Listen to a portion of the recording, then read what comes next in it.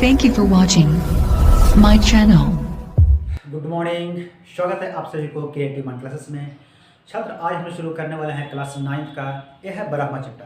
हमने आपको क्लास 6 से लेके क्लास 12 तक इस चैनल पे देने का वादा किया है, जो कि मैं आपको रोज़ एक वीडियो अपडेट में दे रहा हूँ। तो छात्र, आज आपको एक कर्तव्य बनता है कि इस क्लास को शेयर करें, सब्सक्राइब करें, लाइक करें और उन बच्चों तक पहुँचाएँ जो कि हमारे देश का भविष्य है। उनको शिक्षा से वंचित है, उनके पास शिक्षा नहीं मिल पा रही है, क्योंकि ज़िंदगी जीने की यार शिक्षा बहुत ज़रूरी है, बहुत आवश्यक है।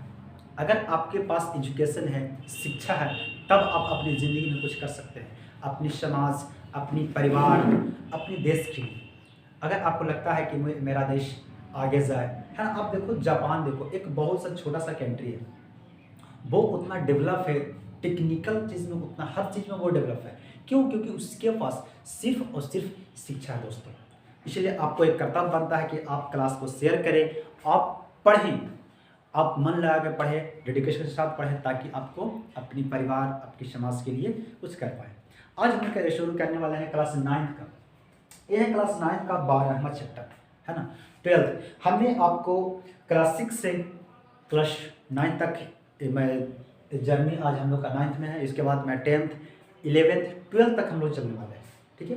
आज हम पढ़ने वाले हैं साउंड के बारे में। इस साउंड क्या है, जिसे मैं बोल रहा हूँ, ठीक है। एक क्या ध्वनि, ध्वनि होती है, कैसे उत्पन्न होती है। हमने आपको क्लास 8 में इसके बारे में कुछ पढ़े थे, है कि नहीं। कुछ इसके बारे में हम लोग पढ़े हैं, लेकिन आज हम इसके बारे में पूरी पढ़ेंगे कि ये कैसे होती है। तो अब जब आप क्लास 8 में पढ़े होंगे तो आपको याद होगा कि ध्वनि उत्पन्न कैसे होती है। तो ध्वनि उत्पन्न होती है कंपन से। किससे उत्पन्न होती है? तो कंपन से। कंपन किसे कहते हैं? वाइब्रेशन। कंपन किसे कहते हैं? कंपन कहते हैं कि किसी वस्तु को बार बार इधर उधर हिलना डोलना कंपन कहते हैं। उसी से आप क्या ध्वनि उत्पन्न होती है कहीं पे भी। अगर मैं बोल रहा हूँ ना, तो हमारा जो वोकल कॉर्ड यहाँ पे है ना, ये कंपन करता, तब में हम लोग का आवाज़ बाहर आती है। मैं एक सिटी बनाया था ना, वो आपको प्रैक्टिकल में करवाया था, है ना। उसमें आप देखिए कैसे मैं 9th जो 8 में पढ़ा हूँ, वो एक सिटी होती है, उससे प्रैक्टिकल करता वो आवाज़ निकलती है, ठीक है। तो किसी चीज़, जैसे मान लो यहाँ पे है, ठीक है। अब मुझे क्या करना है, यहाँ पे आवाज़ साउंड करना है। तो साउंड करने के लिए देखो, मैं यहाँ पे कुछ न कुछ यहाँ पे जो है एक कंपन की, जो वस्तु थी ना, एक कंपन किया, तब जाके साउंड उत्पन्न होता है। आपको अगर कंपन उत्पन्न करना है, तो आप कहीं पे भी अपने पास हो, है ना, किसी चीज़ को लो और ऐसे आप उसे टानो, है ना, वो कंपन उत्पन्न करेगा, वो साउंड उत्पन्न करेगा, समझा।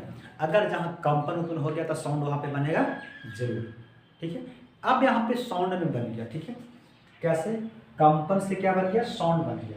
लेकिन अब एक कंपन साउंड तो बन गया, लेकिन ये चलता कैसे? यानी इसे क्या कर सकते हैं, ध्वनि तो हम लोग का पास बन गया, लेकिन ध्वनि एक जगह से दूसरे जगह कैसे, यानी कह सकते हैं ध्वनि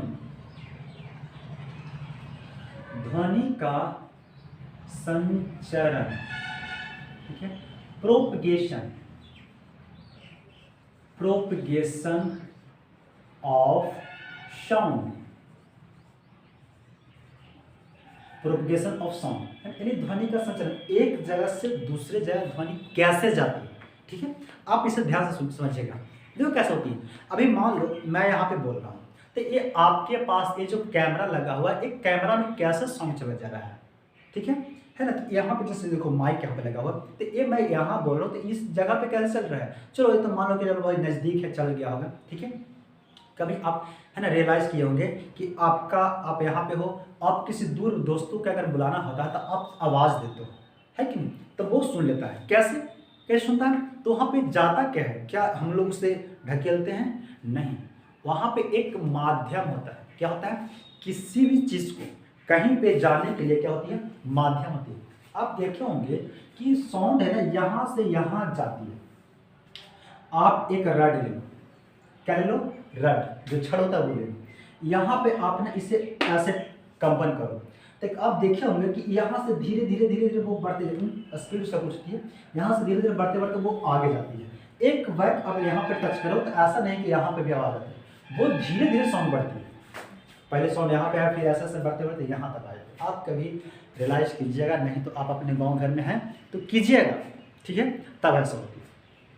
तब यहाँ पे गया कैसे, ठीक है, तो जाने के लिए उसको किसी भी यानी ध्वनि को एक जगह से दूसरे जगह जाने के लिए उससे आवश्यकता है माध्यम की,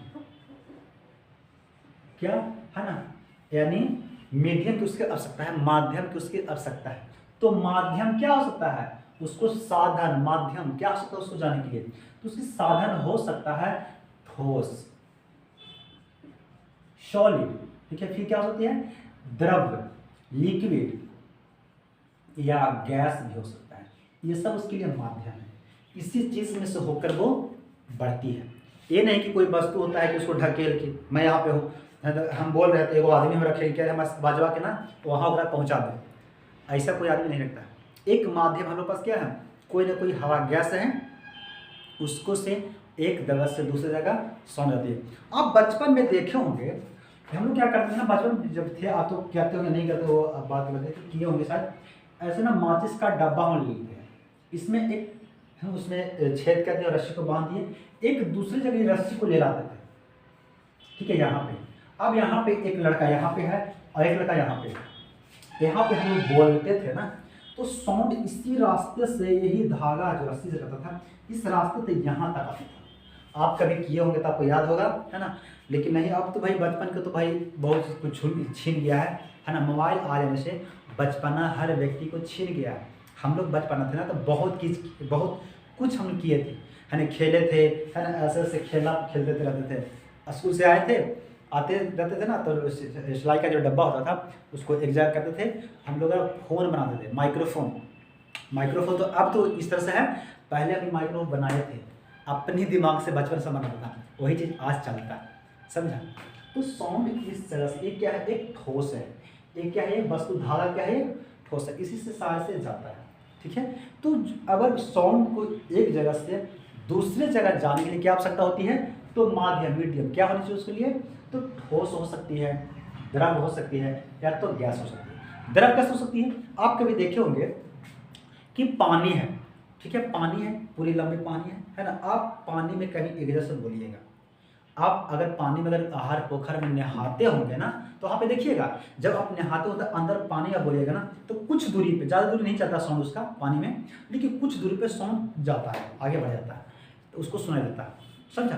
तो इसमें भी जाता है। और गैस, हम लोग गैस, भाई हवा है, ये हमारे पास तो गैस ही है, गैस में तो बहुत तेज चलता है कि नहीं, तो यानी सबसे ज़्यादा ध्वनि चलती है इसमें, फिर चलता है द्रव्य, फिर चलता है गैस में, ऐसा करके चलती है, ठीक है, यहाँ पे होता है, समझ गया। ध्वनि का संचरण कैसे एक जगह से दूसरे जगह गया, ध्वनि का उत्पन्न, ध्वनि कैसे उत्पन्न होती है, तो कंपन से, जहाँ पे अगर ध्वनि उत्पन्न करना है तो आपको कंपन कर दीजिए, ध्वनि उत्पन्न साउंड हो जाएगा, ठीक है। आप देखे होंगे बॉक्स देखे होंगे, बॉक्स में क्या होती है, यहाँ पे ना एक जो लगा रहता है, या तो भाई इधर मैग्नेट चुंबक लगा होता है, यहाँ पे क्या होती है, वो प्लास्टिक कागज से कुछ लगाता है, इसी के जब कंपन करता है तो साउंड निकलता है, समझ। अगर वो नहीं रहता तो नहीं करता, समझे। तो ध्वनि उत्पन्न करने के लिए हमें ध्वनि उत्पन्न करने के लिए क्या आवश्यकता होती है, तो कंपन लाना बहुत जरूरी, ठीक है। चलो, अब ध्वनि का देखो, ध्वनि क्या है, ध्वनि है जो एक ध्वनि तरंग है, क्या है, तरंग, देखो सुनिए,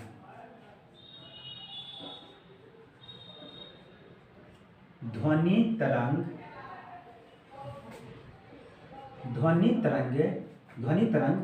है ना, ध्वनि तरंग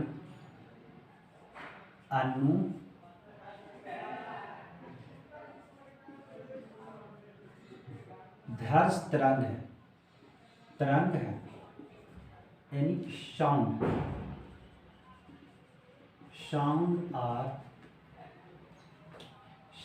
और लैंगिट्यूडनल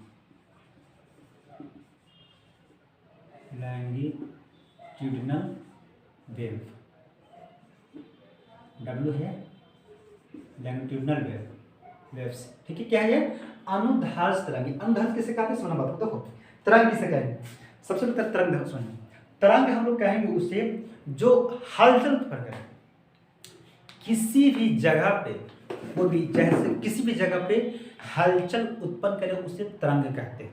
आप देखे होंगे ना, जैसे नदी में हो गया, तो नदी में जो हल्फा जो होती है उसे तरंग हम कह सकते हैं, ठीक है।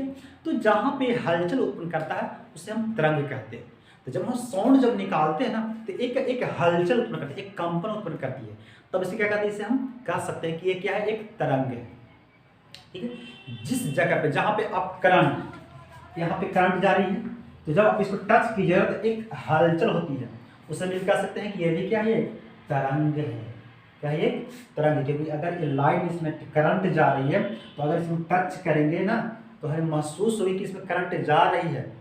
इसमें भी क्या है, एक तरंग जाती रहती है, हलचल इसमें होते रहता है। जैसे आप ट्रेन की जो लाइन गया है, जो ट्रेन चलती है, उस लाइन को देखिएगा तो वो कुछ चिर चिर करके आवाज़ करते रहती है। क्यों? क्योंकि उसमें भी कंपन करते रहता है। क्यों? कि उसमें तरंग जा रही है, ठीक है। वो क्या होती है, करंट तरंग जा रही है, इसलिए क्या है, वो तरंग क्या है, एक कोई भी चीज़ जिसमें कंपन हलचल होती है उसे तरंग कहते हैं, ठीक है। तो एक क्या है, ध्वनि तरंग है, वो कैसा है, वो अनुदैर्घ्य तरंग है। आप देखिएगा अनुदैर्घ्य कैसे करते हैं। देखो, सबसे पहले अनुप्रस्थ,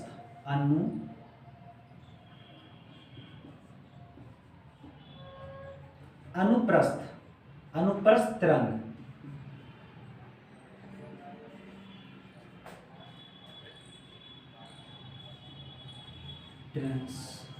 ट्रांसवर्स,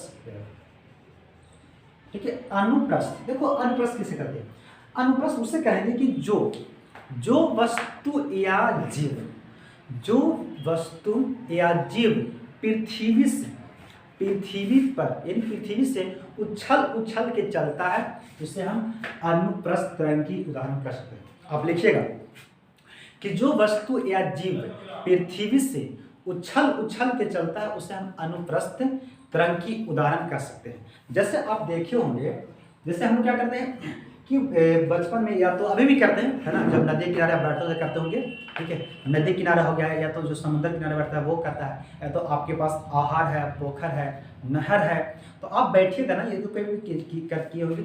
हमने क्या करते थे ना कि मट्टी लेते थे, मिट्टी को ऐसे चापट कर दिया, ठीक है, चाप दिए। अब उस मिट्टी से ऐसे करके उसको मारते थे, उसको नहीं कहते थे छिलका खिलाते हैं, उसे कहते हैं छिलका, नहीं कहते कि छिलका खिलाते हैं, ठीक है ना। तो ऐसे उसको करते थे।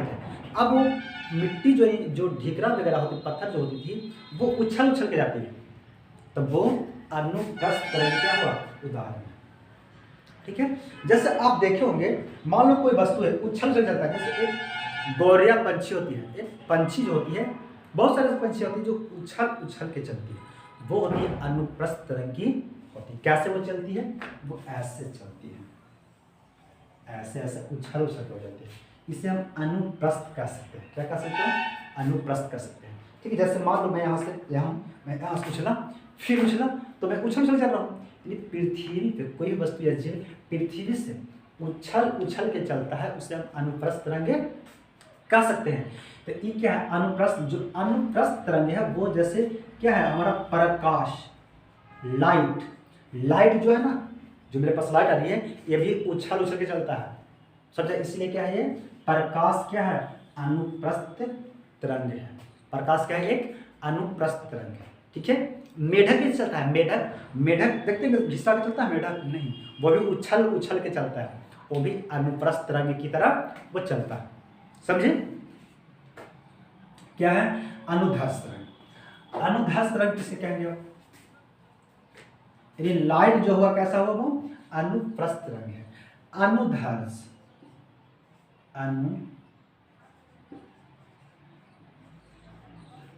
तरंग,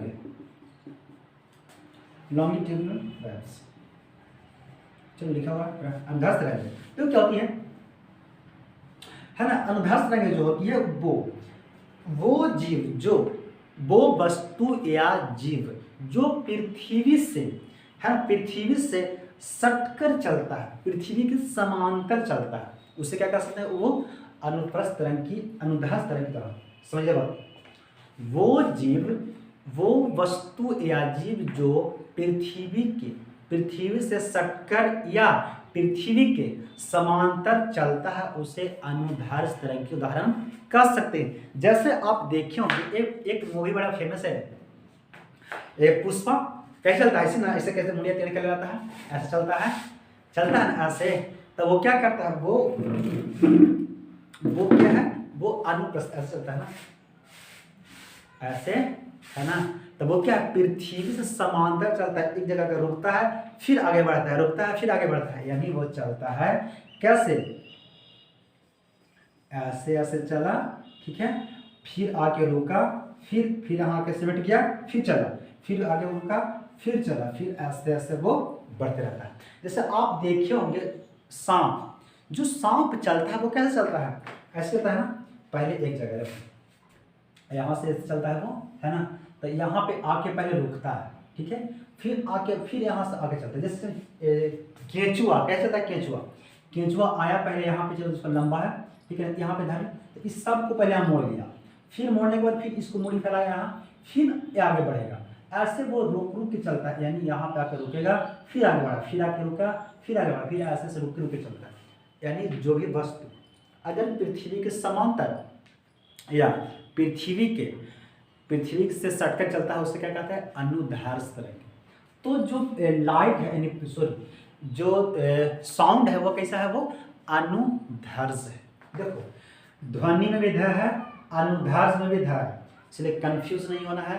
ध्वनि मिस ध है ना, अनुदैर्ध्य मिस ध, दोनों ध है, यानी ध्वनि कैसा है, तो अनुदैर्ध्य है। लेकिन प्रकाश कैसा है, प्रकाश है वो उछल के चलता है, लेकिन ध्वनि है वो चलता है कैसा, पुष्पा कैसे चलता है ना, ऐसे ऐसे चलता है, आके रुका। जैसे चप्पल अगर आपको टूट जाता है तब कैसे चलिएगा, आपको मान लो कि चप्पल आपका टूट गया, हाँ कैसे चलिएगा, लगा है ना, ऐसे चलिएगा। यानी चप्पल, यानी ध्वनि का चप्पल टूट गया तब ऐसे चलता है, ठीक है।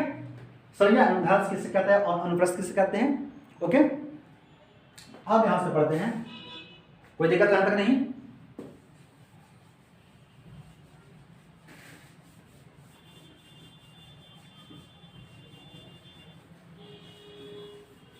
देखो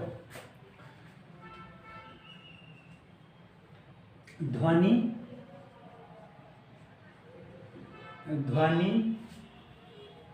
का अभिलक्षण,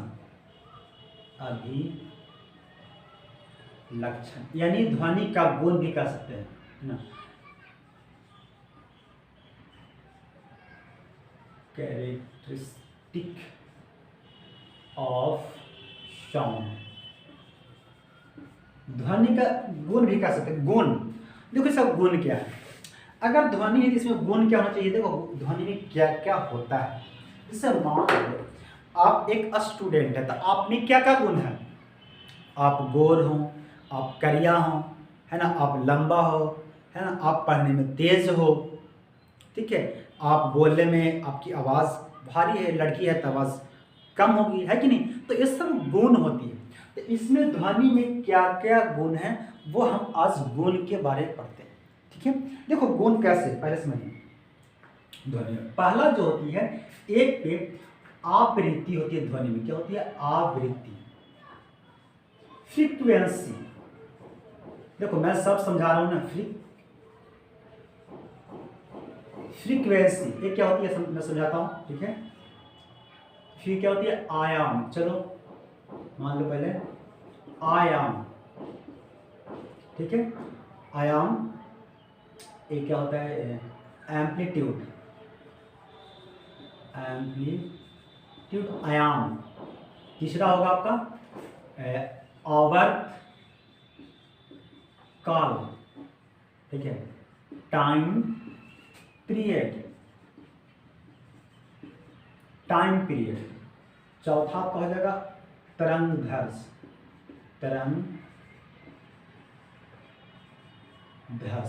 वेवलेंथ। ये सब इसका गुण है, क्या है, इसका इतना सब गुण है, वेवलेंथ, ठीक है। ये सब गुण है किसका, ध्वनि का। उसमें क्या होती है, आवृत्ति होती है, आयाम होती है, आवर्त होती है, और क्या होती है, तरंग दैर्ध्य होती है। अब इसको मैं एक एक करके मैं आपको समझाता हूँ। देखो ध्वनि, अभी हमने बताया कि ध्वनि कैसे चलता है, ध्वनि चलती है ऐसे, ऐसे ध्वनि चलती है, ठीक है, रुक गया, फिर यहाँ के रुका, फिर ऐसे चलती है, फिर ध्वनि आके यहाँ रुकेगी, फिर ऐसे चलती है। ध्वनि इस तरह से चलती है। आपको साउंड। अब एक होती है जो जो व्यक्ति की जो हार्ट अटैक जो होने वाला होता है, मरने वाला होता है, तो आप देखे होंगे ना कई मूवी में दिखाता है, ठीक है ना, कि उसका धड़कन जो है ना वो चलते रहता है, आगे पीछे होते रहता है ना, उस तरह से बोले तो इस तरह से वो ध्वनि ऐसे चलती है, ठीक है। तो इसको हम जूम करके आपको दिखाते हैं, ठीक है, इसको हम और नजदीक करके दिखाते हैं आपको कैसे चल रहा है।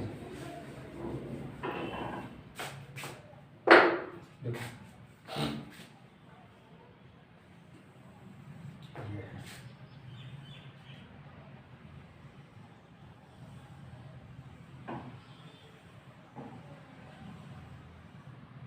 ठीक है, ऐसे, ओके, ये हो गया। अब यहाँ पे जरा समझिएगा, देखो ऐसा ध्वनि चलती है, इसको जूम कर दी, देखो क्या, ये जो हार्ट है ना ऊंचा है, ठीक है, इसको क्या कहेंगे, ये है ध्वनि की चाल, ऐसे ध्वनि चलती है, ठीक है। लेकिन ये जो सबसे ऊंची जगह पे, ये जो ऊंची है यहाँ पे ऊंची है, इसको हम लोग बोलते हैं श्रिंग, श्रिंग बोलते हैं, पिक यानी शिखर, क्या बोलते हैं, श्रिंग यानी शिखर बोलते हैं। और नीचे जो गड्ढा में गया उसे क्या कह सकते हैं, गड्ढा यानी गर्त कहेंगे, उसे क्या कहेंगे, गर्त,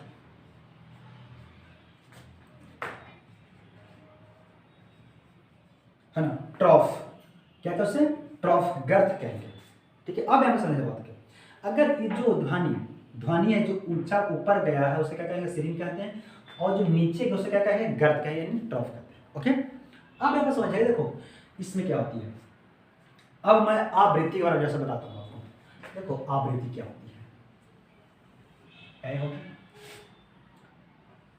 ध्वनि तो ऐसे चलती है, ठीक है, ऐसे चलती है। अब अगर मान लो आवृत्ति की मैं बात करता हूँ, देखो इसमें आवृत्ति किसे कहते हैं, आवृत्ति हम कहेंगे उसे यानी फ्रीक्वेंसी कहेंगे कि ध्वनि साउंड को, ध्वनि को एक सेकेंड में कंपन की गई संख्या को ध्वनि कहते हैं, आवृत्ति कहेंगे। एक सेकेंड में, समझ बात को, ध्वनि को यानी एक सेकेंड में कंपन की गई संख्या को ध्वनि आवृत्ति कहेंगे। जैसे मान लो आपके पास दो रड है, क्या, एक ए रड है, एक ए रड है, रॉड है ना, जो छड़ होता है ना, जो पिलर हम लोग देते हैं वो रड है, एक पिलर में कसा हुआ है, भी एक पिलर में कसा हुआ है और भी एक पिलर में ये कसा हुआ है, दो रड है, एक बड़ा है एक छोटा है, ठीक है। अब दोनों रड को, पहले इस रड को आप खींचिएगा, क्या कीजिएगा, इस रड को आप खींचिएगा, जब आप इस रड को खींचिएगा तो ये आगे कंपन करेगा, तो जितनी बार वो कंपन करेगा एक सेकंड में, जितना बार आएगा जाएगा वो हो जाएगा, उसका फ्रीक्वेंसी हो जाएगा, आवृत्ति होगी, ओके। अब यहाँ पे देखिएगा ये भी रड है, जब इसको खींच दिए, इसको आप खींचे, इसको भी जस्ट खींचेगा, तो अब यहाँ पे देखिएगा कि सबसे जल्दी फ्रीक्वेंसी कौन करता है, ठीक है, ये सबसे जल्दी कंपन कौन करता है, तो ये छोटा रड है, ये बड़ा रड है, तो अगर इसे खींचेगा तो एक दूरी ज़्यादा तय करेगी, क्योंकि बड़ा रड है तो ज़्यादा दूरी तय करेगी, और छोटा है तो यहीं पे आएगा फिर यहीं पे आएगा, यानी जल्दी फ्रीक्वेंसी इसकी होगी और कम इसकी होगी, ठीक है। आप यहाँ से समझिए, देखो कैसे जाएगा, यानी एक सेकंड में कंपन की गई संख्या को क्या कहेंगे हम, फ्रीक्वेंसी कहते हैं। जैसे आप ढोल बजाते हैं, है ना, चलो मान लो आप ना किसी का, आपका भी कोई भी चीज़, देखो मैं ये, अब एक सेकंड जितना बार मैं इससे मारूंगा ना, वो एक मेरा क्या होगा, फ्रीक्वेंसी होगा, आवृत्ति होगा, ठीक है, वो कंपन करेगी जितना बार मैं मारूंगा, है ना। अगर मैं देखो धीरे धीरे, अब देखो इसका, जैसे मैं इसका कर रहा हूँ, तो ये मेरा क्या है, आवृत्ति मेरा कम है, क्या कम आवृत्ति ना है, क्योंकि मैं बहुत आराम से बहुत धीरे धीरे मैं कर रहा हूँ, तो आवृत्ति मेरा क्या है, कम है। लेकिन इसे हम तेज से करेंगे तो क्या आवृत्ति मेरा बहुत अधिक है, नहीं समझा, देखो ये मेरा है, ठीक है, मैं आवृत्ति कर रहा हूँ, मान लो यहाँ पे मैं चलो इमेजिन करो ढोल है, ठीक है, अब ये देखो इसको, ये कितनी बार है, ये बहुत बड़ा, बहुत तेजी से कर रहे हैं, इसलिए इसका फ्रीक्वेंसी क्या है, इसका आवृत्ति बहुत अधिक है, ठीक है। अब देखो ये है ना, पहले से कुछ कम है तो आवृत्ति इसका कम है, ओके। अब यहाँ पर समझ जाएंगे, देखो अगर इसका आवृत्ति बहुत अधिक है, ये बहुत अधिक है, ठीक है, यानी ये बहुत जल्दी बार कंपन किया है। अगर ये बहुत जल्दी कंपन किया है, ठीक है, एक और आवृत्ति यहाँ पे है कि ये बहुत आराम से कंपन कर रहा है, ठीक है, बहुत धीरे। अब यहाँ पे हम कह सकते हैं कि सबसे ज़्यादा आवृत्ति कहाँ पे है, तो सबसे ज़्यादा आवृत्ति यहाँ पे है, अधिक आवृत्ति है, और यहाँ पे क्या है, कम आवृत्ति है, क्योंकि उसका फासला क्या है, दूर है, इसलिए इसका क्या है, कम आवृत्ति। तो हम कह सकते हैं इसका आवृत्ति, आवृत्ति को हम डिनोट करते हैं यू से। देखो पहले इसका चलो है ना, इसका यानी फ्रीक्वेंसी क्या है, कम है, इसको कह सकते हैं, सॉरी अधिक, इसका फ्रीक्वेंसी इसका हम कह सकते हैं कि अधिक है, ठीक है, और इसका क्या है, कम है। अब यहीं पे देखिए क्या होती है, लड़कियां की कैसे आवाज़ होती है। हम लोग का जो मैं बोल रहा हूँ, अगर मैं बोल रहा हूँ तो जेंट्स जो बोलता है, ठीक है, एक मैं हूँ, एक मेरे पास अगर एक लड़की रहती है, ठीक है, तो आप इमेजिन कर सकते हैं आपके घर में है, आप एक लड़का हैं या आप एक लड़की हैं, तो इमेजिन कीजिए लड़का का जो साउंड होता है ना, उसकी फ्रीक्वेंसी, उसकी जो हम लोग साउंड जो बोलते हैं उसकी फ्रीक्वेंसी बहुत कम होती है, यानी वो बहुत दूर दूर पे वो उसकी फ्रीक्वेंसी जाती है, इसीलिए उसका आवाज़ मोटा होता है। लड़कियों की जो फ्रीक्वेंसी जो होती है वो बहुत नज़दीक जल्दी जल्दी आती है, ठीक है ना, इसीलिए उसका आवाज़ पतला होता है। समझा क्या होता है, आवाज़ क्या होता है, पतला होता है। लड़कियों की आवाज़ पतला क्यों होता है, क्योंकि उसका फ्रीक्वेंसी होती है कम, बहुत जल्दी, इसलिए उसका आवाज़ क्या होता है, पतला होता है। जिस वस्तु का आवाज़, जिस वस्तु का कंपन, एक सेकंड में की गई कंपन अगर अधिक है तो उसका आवाज़ क्या होगा, पतली होगी, सुरीली होगी। जिस वस्तु का एक सेकंड में की गई कंपन अगर कम है, कंपन क्या है, कम है, तो क्या होगा, उसका फ्रीक्वेंसी कम होगी, है ना, यानी उसका आवृत्ति कम होगी, और उसका आवाज़ साउंड भारी जैसा होगा, साउंड एकदम पूरा, जैसे हम लोग लड़कन क्या होता है, अगर चिल्ला जाएगा तो किसी का कान फट जाएगा, वो क्या, अरे बंद कर है ना, क्या लगता है, जैसे शेर चिल्लाता है, गधा चिल्लाता है, कैसे गधा है गधा मैंने नहीं बंद कर, ठीक है, गधा कैसे चिल्लाता है आप देख ही रहे हैं, ठीक है, या तो शेर से चिल्लाता है, आवाज़ करता है, कुत्ता वगैरह हो गया, ये सब जो जितना जो जैसे भैंस हो गया, ये सब कैसे आवाज़ करता है आप देख सकते हैं, क्योंकि उसका फ्रीक्वेंसी क्या है, बहुत अधिक है, इसलिए उसका आवाज़ मोटा होता है, ठीक है। और जैसे बकरी अगर मान लो, तो बकरी का और अगर आप भैंस का अगर आप उसका कंपेयर करते हैं तो उसकी फ्रीक्वेंसी किसका कम होगा, तो बकरी का फ्रीक्वेंसी अधिक है, इसीलिए उसका क्या हो रहा है, क्या हो रहा है, उसका साउंड क्या है, उसका साउंड उसका सुरीली। ओके, समझा, फ्रीक्वेंसी किसे कहते हैं, आवृत्ति किसे कहते हैं, समझिए नहीं समझिए। अब यहाँ पे समझिएगा, एक होती है तारत्म्य, समझिए इसको, किसको क्या कहेंगे, अभी चलो इसको बात पर इस पे चलते हैं, ठीक है। पहले मैं समझा देता हूँ क्योंकि यही चीज भाई, इसी को हम छोटा करके यहाँ बताए हैं, ठीक है।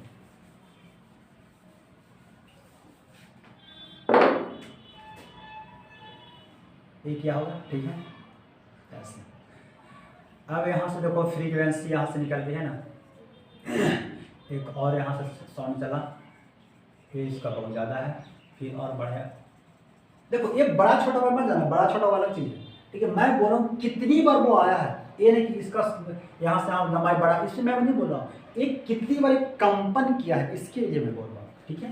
देखो ये बहुत यहाँ पे अधिक है, यानी बहुत यहाँ पे घना है, ठीक है, इसीलिए इसका फ्रीक्वेंसी बहुत ज़्यादा है, इसका फ्रीक्वेंसी बहुत ज़्यादा है, ठीक है।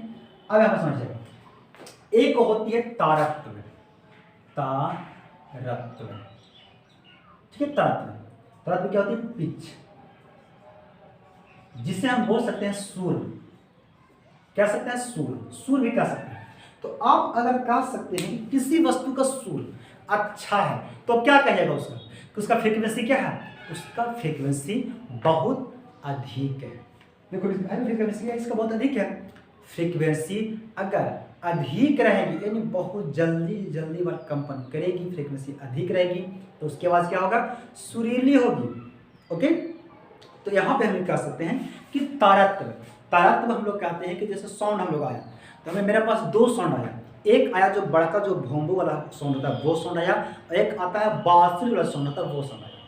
अब अगर दोनों में हम कंपेयर करेंगे तो किसका साउंड हम लोग का अच्छा लगेगा, तो कहेंगे कि बांसुरी का जो साउंड था ना वो हम लोग का अच्छा लगा, और जो भोंपू था उसका साउंड बेकार लगा, ये नहीं कह सकते हैं। तो कैसा होता है, वो होता है कि तारत्म्य, यानी तारत्म्य कहते हैं कि दिमाग जो मस्तिष्क किसी भी वस्तु साउंड को दिमाग मस्तिष्क कैसे वो उससे देखता है, कैसे वो अनुभव करता है, उसे हम तरत्व कहते हैं। ठीक है, क्या कहते हैं उसे? तरत्व। तो तरत्व होती है, अगर हम कह सकते हैं कि अगर किसी वस्तु का फ्रीक्वेंसी बहुत अधिक है तो उसकी आवाज़ सुरीली होगी, यानी वो क्या होगा, सुर उसका अच्छा होगा, यानी कैसे तरत्व भी उसका अधिक है, तरत्व भी अधिक है, फ्रीक्वेंसी भी अधिक है। लेकिन अगर हम कहेंगे, यहाँ पे बात करते हैं कि अगर फ्रीक्वेंसी इसका क्या है, कम है, आवृत्ति इसका कम है, तो उस वस्तु का तरत्व भी क्या रहेगा, कम रहेगा।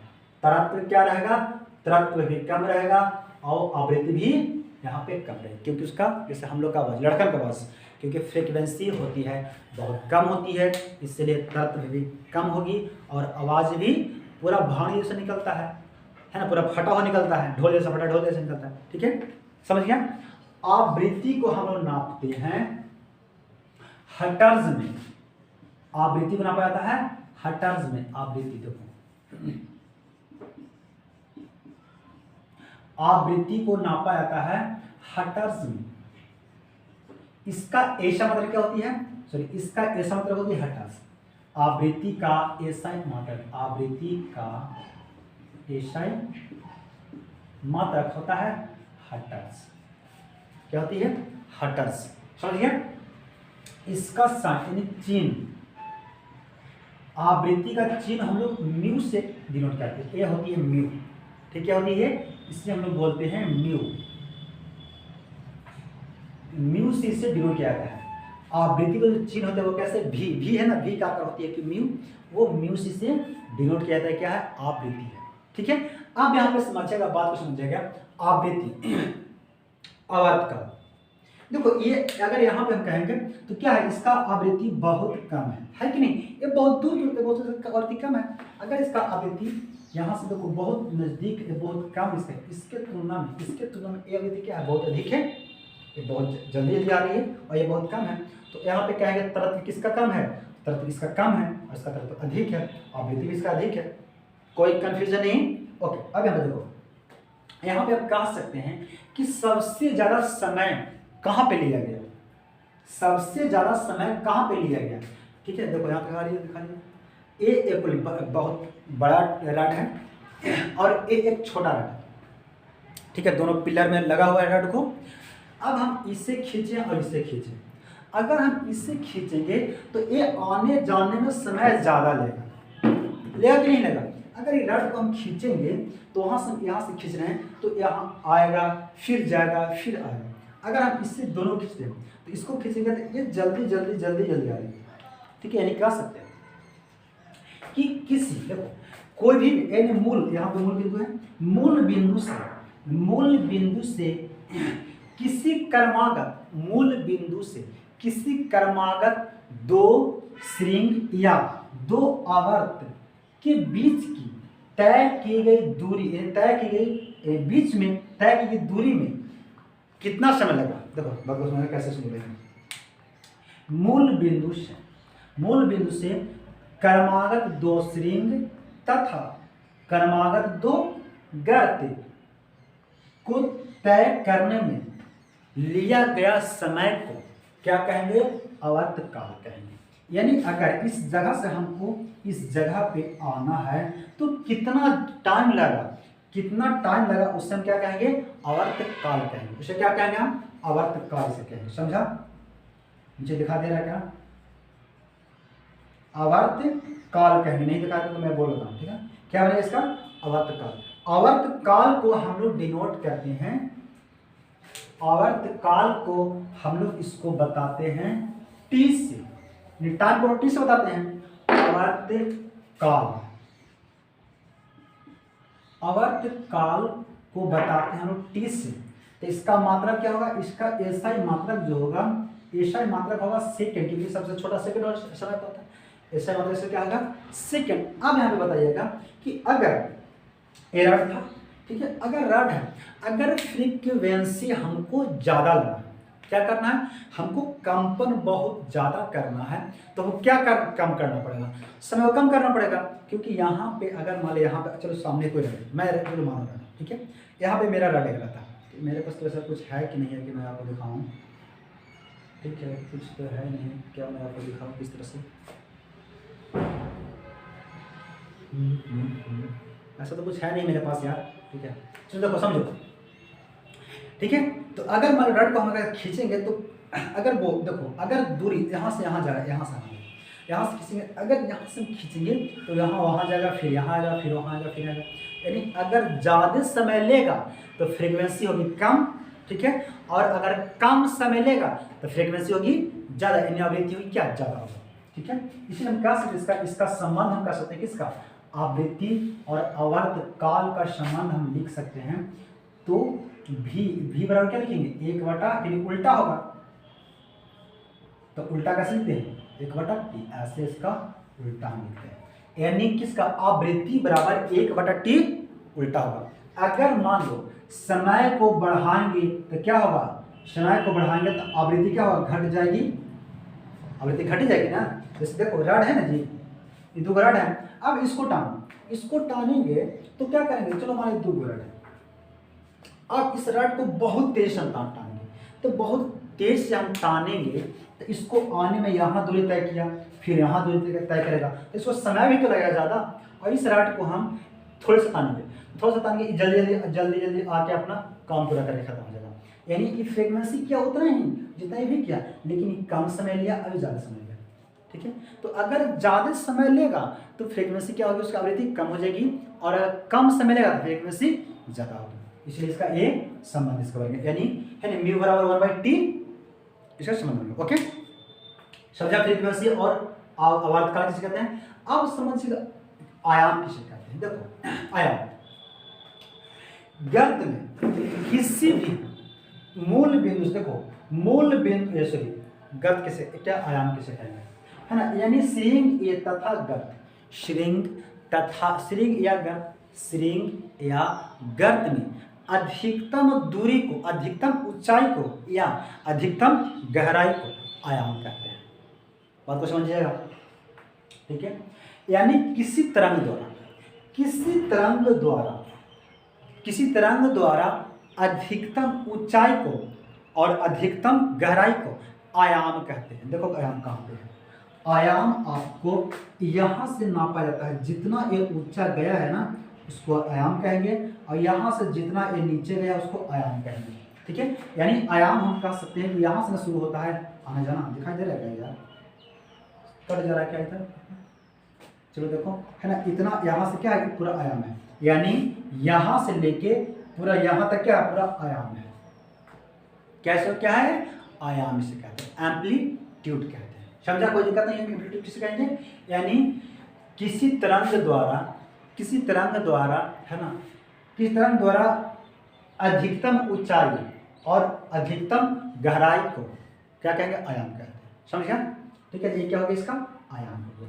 इसका कोई रिलेशन नहीं है, आयाम बस कुछ नहीं, इसे आयाम को रिलेट करते हैं, आयाम को डिनोट करते हैं ए से, आयाम को डिनोट करते हैं ए से, ठीक है। आवर्तकाल है ना, तरंगध्वज। अब तो देखो तरंगध्वज किसे कहेंगे, यहाँ पे इसको अब मैं मिटा देता हूँ, तरंगध्वज किसे कहेंगे।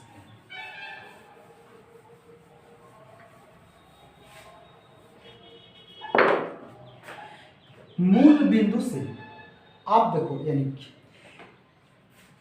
तरंग के किसी निश्चित बिंदु से किसी तरंग के किसी निश्चित बिंदु से क्रमागत यानी लगातार, तरंग के किसी निश्चित बिंदु से लगातार ठीक है, तय की गई दूरी को हम लोग तरंगध्वज कहते हैं। तय की गई दूरी को तरंगध्वज कहते हैं। किसी तरंग द्वारा ठीक है, किसी निश्चित बिंदु से तय की गई दूरी को तरंगध्वज कहते हैं। आप अगर मान लो यहाँ से हम चलना शुरू करते हैं, यहाँ से चलना शुरू करते हैं, अगर यहाँ से हम तय करेंगे यहाँ तक चलेंगे, ये भी मेरा क्या होगा, तरंगध्वज होगी। तरंगध्वज को हम लोग डिनोट करते हैं लेमडा से, ऐसे बनाया था लेमडा, इससे बोलते हैं लेमडा। देखो तरंगध्वज को हम नाप के बोलते हैं लेमडा से, ऐसे इसको तो लेमडा है ना, लैम्डा, इसी लैम्डा से निरूपित किया जाता है। क्या होती है, लैम्डा से। यानी यहाँ से यहाँ के बीच की दूरी को हम बोलेंगे तरंगधर्ष, या तो यहाँ से यहाँ के बीच की दूरी को क्या बोलेंगे तरंगधर्ष, यहाँ से यहाँ के बीच की दूरी को तरंगधर्ष। आप नीचे चल दो, यहाँ से यहाँ के बीच की दूरी, ठीक है, बोले क्या बोले तरंगधर्ष बोले। यहाँ से यहाँ के बीच की दूरी को तरंगधर्ष, यहाँ से यहाँ के बीच की दूरी को तरंगधर्ष। समझा? तरंगधर्ष को हम, ठीक है, समझा नहीं? अब क्या एक दूरी है ना, क्या है दूरी, क्योंकि मैं क्या बोला कि किसी निश्चित बिंदु से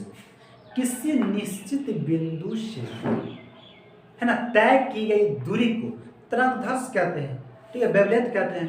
समझा क्या कहते हैं, उसको तरंगधर्ष कहते हैं। अब ये समझिए यहाँ से यहाँ, यानी तरंगधर्ष क्या है, यानी वेग बराबर क्या होता है, वेग एक दूरी है ना, तो वेग बराबर क्या होगा, दूरी बटा समय। वेग बराबर दूरी बटा समय, यानी वेग को हम लोग फिजिक्स में कहेंगे, इसको में कहेंगे u से उसे डिनोट करते हैं, वेग को u से। अब दूरी क्या है, यहाँ से क्या यही ना है, लेमडा ना है, सब जगह लेमडा है, तो दूरी बराबर क्या हो जाएगा लेमडा, और t बराबर समय बराबर t। एक फार्मूला मैं यहाँ से निकालता हूँ, तो क्या है, इसको अगर हम आगे बढ़ाएंगे तो क्या इसको मालूम है, इसको हम और अगर मॉडिफाई करें तो क्या करेंगे, यानी v बराबर 1/t, ठीक है, यहाँ से हम यहाँ गुना करेंगे, तीन से तीन देखो यहाँ पे गुना है, एक में करेंगे एक से तो 1 इक्वल टू v में करेंगे t से तो vt, क्या करेंगे हम vt हो जाएगा, ठीक है। अब अगर हमको निकालना है क्या t बराबर, तो v को हम लाएंगे यहाँ, यानी t इक्वल टू हो जाएगा 1/, दिखाई दे रहा है कि नहीं कट रहा ना, t बराबर 1/v, इसको आप जब सोल्व करोगे ना तो ये आएगा आपका निकल, t बराबर 1/v, तो t के जगह पर इसको ये रख देते हैं 1/v को। तो अगर हम यहाँ पे रखेंगे ये, तो चलो मिटा दो इसको, ठीक है, तो यानी u बराबर, यानी वेग बराबर क्या होगा, लेमडा तो रहेगा ही, ठीक है, t बराबर 1/v है ना, इसको अगर हम गुना ऊपर लेके चल जाएंगे, v ऊपर लेके चल जाएंगे तो क्या हो जाएगा, यानी u बराबर है ना लेमडा v, यानी कह सकते हैं वेग बराबर क्या है तरंगधर्ष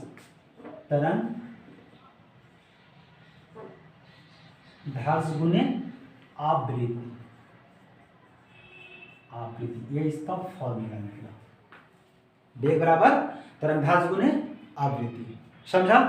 समझा किसे क्या कहेंगे, आवृत्ति किसे कहते हैं, आप समझ गया, ठीक है। साउंड कैसे आती है कैसे जाती है, ठीक है, साउंड जाने के लिए क्या आवश्यकता होती है, तो माध्यम क्या होती है, हवा, गैस है ना, ठोस, द्रव, यही हो सकती है, इसी के माध्यम से हवा जाएगी।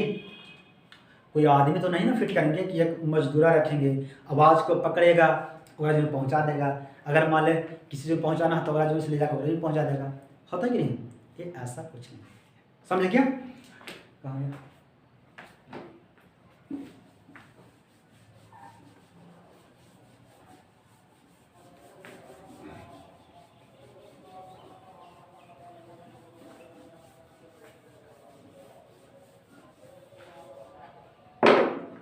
अब जैसे देखते हैं ना, ध्वनि का परावर्तन, ध्वनि का परावर्तन, रिफ्लेक्शन ऑफ साउंड, देखो परावर्तन आप सीधा समझिएगा, परावर्तन मतलब होता है कि वापस लौटना। आप बॉल लेते हो ना, क्या करते हो, क्रिकेट खेलते हो, तो जो बॉलर जो है वो बॉल फेंकता है किसकी तरफ, एक बैट्समैन की तरफ वो बॉल फेंका, अब वो बैट्समैन सीधा उसको स्ट्राइक कर दिया, यानी बॉल क्या हुआ, वापस लौट गया, क्या उसको परावर्तन कहेंगे। या तो आप बॉल लीजिए, आप दीवार पे से मारिए, है ना, जब दीवार पे मारे तो बॉल वापस आपके पास आ जाएगी, तो क्या होती है परावर्तन। यानी परावर्तन मतलब होता है, आपको जब लाइट में पढ़ाऊंगा ना, तो लाइट में आपको पढ़ना 10th में पढ़ना है ना, परावर्तन के बारे में बहुत अच्छी तरह से, ठीक है। तो परावर्तन होती है वापस लौटना, टकरा के वापस लौटना। तो साउंड आप देखे होंगे ना, आप घर में होंगे, है ना, घर में अगर कोई किसी एक रूम में होंगे तो देखते हो ना कि बड़े गूंजता है आवाज़, अभी मेरा रूम है ना, इसमें भी देखो आवाज़ कुछ गूंज रही है, ठीक है ना। अब भाई इतना बहुत थोड़ा बड़ा रूम है, तो भाई कितना मैं व्यवस्था करूँ, है ना। तो रूम कुछ आवाज़ मेरा गूंज रही है, तो क्या होता है, वो दीवारों से टकरा के वो मेरा साउंड गूंज जा रहा है ना, वो आ जा रही है। तो उससे क्या कहेंगे, परिवर्तन। बस साउंड का परिवर्तन कुछ नहीं होता है नहीं। प्रतिध्वनि, प्रतिध्वनि, इको,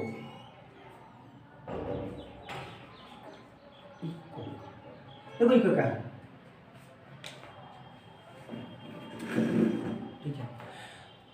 एक प्रति एकांक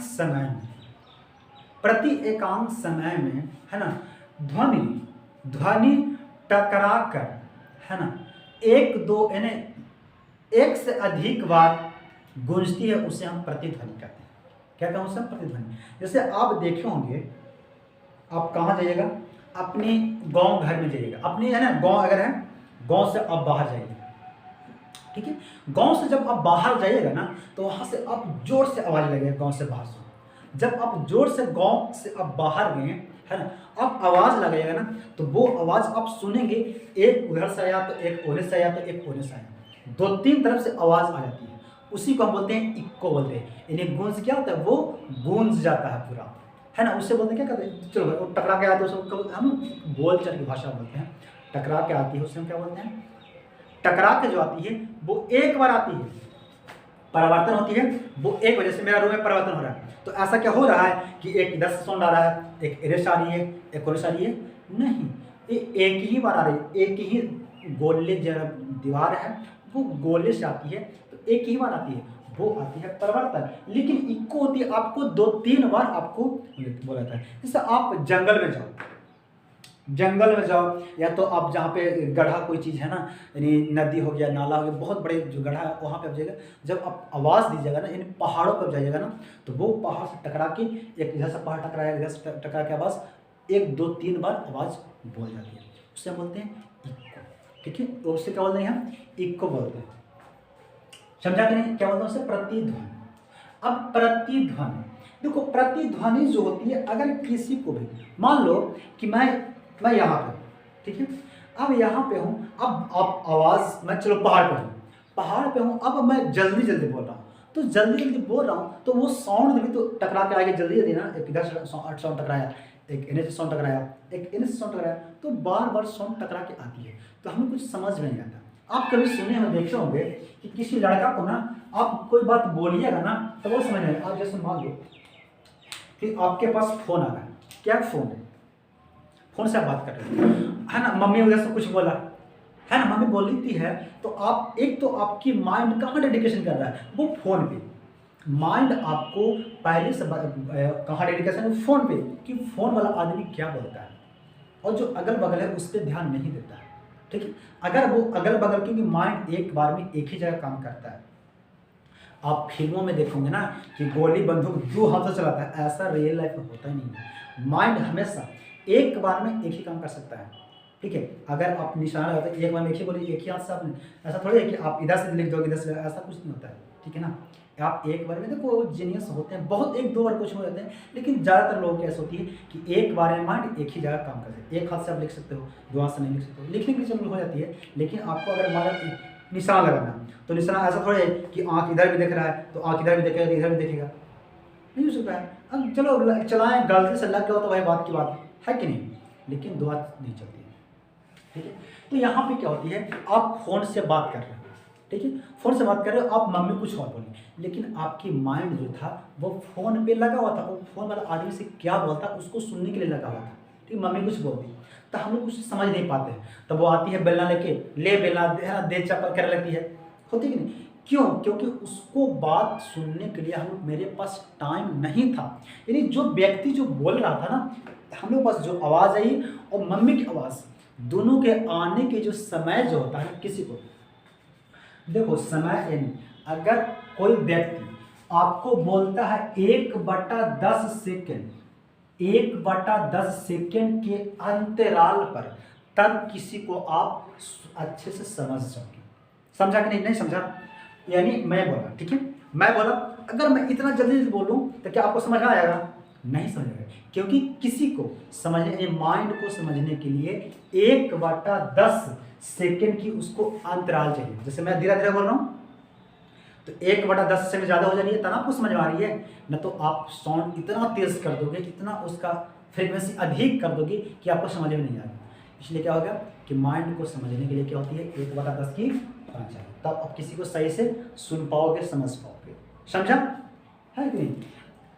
किसी व्यक्ति को सुनने के लिए, किसी भी व्यक्ति को सुनने के लिए, ठीक है, अधिकतम दूरी अगर अच्छा से सुनना है, जैसे मान लो न्यूनतम दूरी होना चाहिए, सॉरी न्यूनतम दूरी। अधिकतम तो भाई आनंद भी कहीं भी, चलो मान लो कहीं भी जगह सुन सकता है, लेकिन न्यूनतम दूरी आप कहाँ पे सुन सकते हैं, आप फुसफुसाते हो तो 17 मीटर होना चाहिए। कितना होना चाहिए? 17 मीटर। यानी किसी भी वस्तु को सुनने के लिए अच्छा से, किसी वस्तु सुनने के लिए 17 मीटर की दूरी पर वो अच्छा से वो सुन सकते हैं। कोई भी वस्तु, कोई भी व्यक्ति अगर आवाज़ बोलती है तो 10 सेकंड, 1/10 सेकंड के अंतराल पर बोलेगा, तो हम उसकी आवाज़ को अच्छे से समझ लेंगे। अगर मैं जल्दी जल्दी बोल दूंगा, यानी 1/10 सेकंड से अधिक मैं समझ लेके बोल दूं, तो आपकी समझ नहीं आती है। अब मैं बोलूँ आराम आराम से, आप समझे कि नहीं, आज हम लोग पढ़ा रहे थे ध्वनि के बारे में। कितना तेज तेज है, कितना धीरे धीरे बोल रहा हूँ, है ना, 1/10 से भी ज़्यादा मैं समझ ले रहा हूँ, तो आपको भी वहाँ बोल लगेगी, इसलिए नॉर्मल में बोला जाता है। समझा? ओके, चलो आज के टाइम, है ना, ये था पहला पार्ट ध्वनि का, ये था पहला पार्ट। अभी इसमें और कुछ पार्ट बाकी है, तो मैं आपको दूसरी पार्ट में उससे मैं बताऊंगा, हाँ, उसमें हम चर्चा करें दूसरे पार्ट में।